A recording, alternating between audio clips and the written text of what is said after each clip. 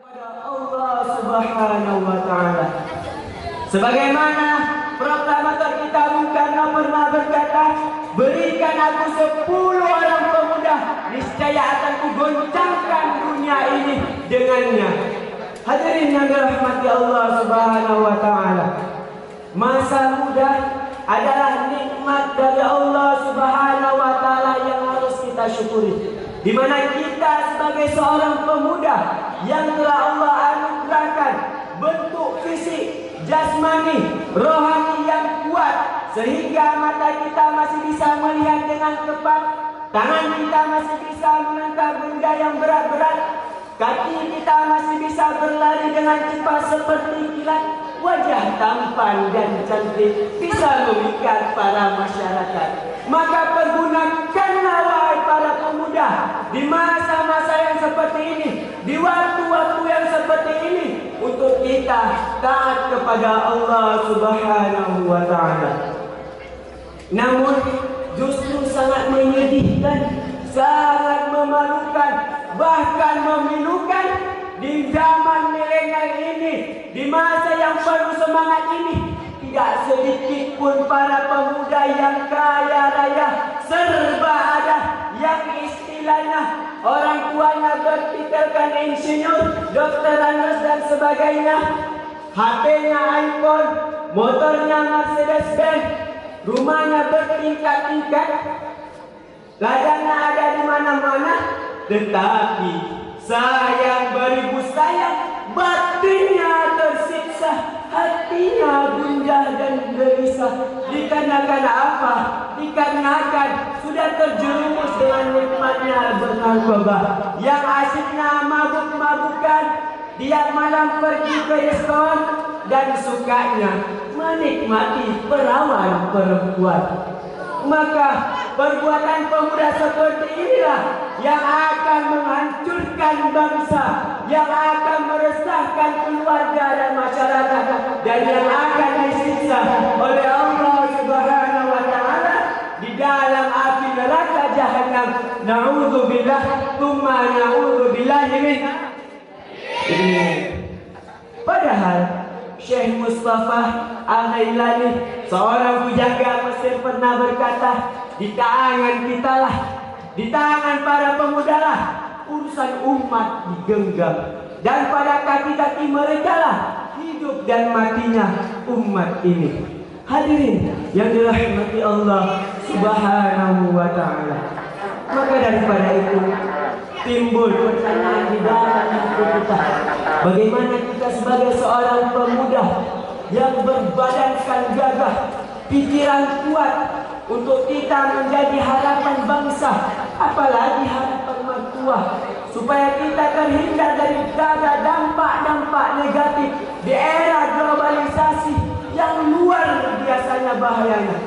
Maka daripada itu, Imam Said Al-Qutb memberikan solusi di dalam kitabnya dengan cara tarbiyatul fardiyah, belajar ilmu agama. Sebagaimana Rasulullah sallallahu alaihi wasallam pernah bersabda, "Talabul ilmi faridatun ala kulli muslimin wal muslimat." Menuntut ilmu itu wajib di atas setiap muslim laki-laki dan muslim perempuan.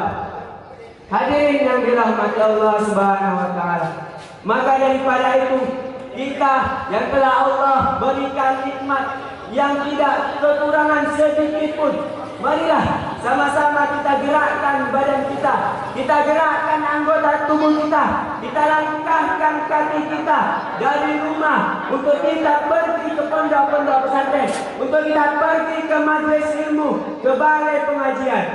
Dengan kita berada di tempat tersebut, kita akan hidup mandiri, serba sendiri, nyuci pakaian sendiri, masak sendiri, dan sebagainya. Dan kita akan dididik oleh Allah Subhanahu wa taala menjadi manusia yang sebetul-betulnya manusia yang taat kepada Allah Subhanahu wa taala, sehingga kita dicintai oleh keluarga, kita akan mengharumkan nama bangsa, apalagi kita akan dibuat, akan menjadi seorang yang diberi petunjuk oleh Allah Subhanahu wa taala, supaya kita terhindar daripada dampak-dampak negatif di era globalisasi yang luar biasa dan bahaya. Hadirin yang dirahmati Allah Subhanahu wa taala, sebagaimana firman Allah dalam surah Al-Kahfi ayat ke-13 yang berbunyi, A'udzu billahi minasyaitonir rajim. Bismillahirrahmanirrahim. Nahnu naqussu 'alaika naba'ahum bil haqq. Innahum fityatun amanu wa zidnahum huda. Kami katakan kepadamu ya Muhammad tentang kisah yang sebenarnya, bahwa sesungguhnya mereka para pemuda beriman mereka itu kepada Allah, dan kami tambahkan akan mereka akan hidayah. Hadirin yang dirahmati Allah Subhanahu wa taala. Maka daripada itu kita ambil kesimpulan yang pertama, dunia ini semakin lama semakin tua, manusianya pun semakin lama semakin gila. Maka daripada itu, ayo para pemuda, kita tinggalkan yang kesayang, kita tinggalkan yang namanya cinta, kita tinggalkan yang namanya HP, kita tinggalkan namanya yang sesuatu membuat kita kelalaian. Marilah langkahkan diri kita, gerakkan tubuh kita, sempatkan waktu kita untuk kita lebih dekat kepada Allah Subhanahu wa taala.